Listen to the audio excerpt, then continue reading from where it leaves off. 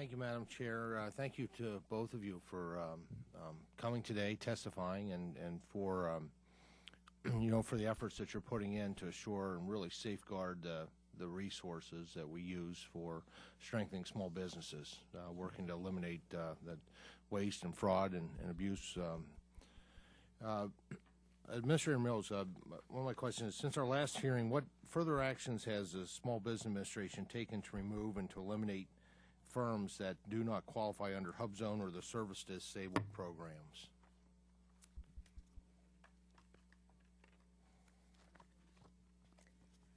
Thank you. We found the last hearing, particularly on service-disabled veterans, extremely helpful, and have put in a three-part action plan to address many of the issues that came up. The first action is that we're working on the front end on identification of service-disabled veterans, and there the VA holds the database. I've met with General Shinseki and with the deputy. We have their cooperation now on improving that database so we can find out who is a service-disabled veteran. The second thing is that we've enhanced our bid protest process, and we're now doing about double the bid protests. If a service-disabled firm is found to be ineligible, we require them to delist themselves from the contract register, the CCR, within 30 days. If they don't do it, we do it. So an ineligible firm can't stay on there, which was something that we found was a problem. And the third is that we've reviewed, there were 10 examples in that last, it was a GAO report, and we have investigating all 10. We've referred all 10 to the GA, and we are pursuing with anybody who is proven to be acting inappropriately to the Department of Justice. Yep, and follow up, given the GAO report on the problems with HUB Zone service-disabled veteran contracting, it sounds like, and I throw this out there for you to respond to, has the agency has become more aggressive in suspending and preparing debarment proceedings against federal contractors that found to be ineligible. And yes, okay. We call that going after the bad actors. Okay, very good.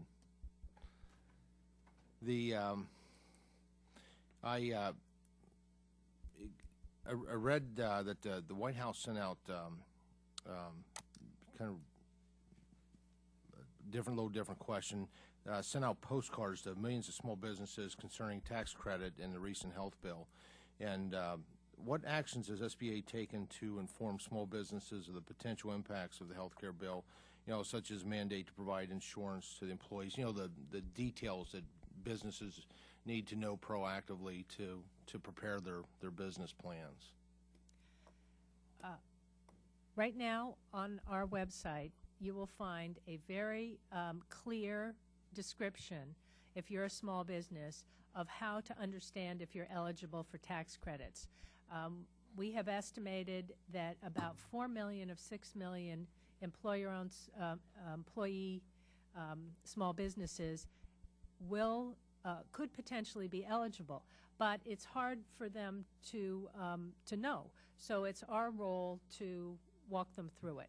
We are also committed to training and educating all of our 900 small business development centers and our women's business centers and our SCORE representatives so that they also could walk a small business through it. And I don't know about you, but I personally have actually walked a number of small businesses through this question because this is money in their pocket in 2010, and they need to have it. Okay, thank you. Inspector General, I just want to pursue kind of a previous follow-up on Premier Certified Lenders. What additional oversight do you believe the SBA should take with respect to the PCLs? Well, first and foremost, I think they need to reconsider some of their responses to our audit. I would really like to see them tighten up some of the standards that the PCLs are using as far as underwriting. I do think that that's a problem. Again, I think it's crucial that these on-site reviews be done regularly. I think they are probably being done pretty regularly, but there has to be follow-up and there has to be consequences. And we didn't really see that happening. And they don't always have to be just bad consequences, but I do think that they need to be encouraged and told to be more prudent in some of the practices. I really think that that was the main. Would the gentleman yield? Sure, please. IG, one of those areas that really raised concern could be the exorbitant salaries that some of the CDC executives are getting. And the IRS reported that some of them executives make more than $500,000 a year, with some earning close to $1 million annually. Isn't that contradicting the mission of the CDCs? With the exception of a very few CDCs, which were not part of our sample on salary, these are nonprofits. And so these are eye-popping salaries. And again, the crucial thing for us is all the money that's being paid to salaries is necessarily not available for either reserve or for economic development in that community. And that's really what those CDCs are expected and really charged with doing. So it is a concern. And so I hope that they do follow through with their agreement to look at maybe some requirements on reserves, how much needs to be there. Is that an area for SBA to? Absolutely, yes. Thank you for yielding. Do you have more? No, my time had well expired beyond at that point when I yielded. Thanks.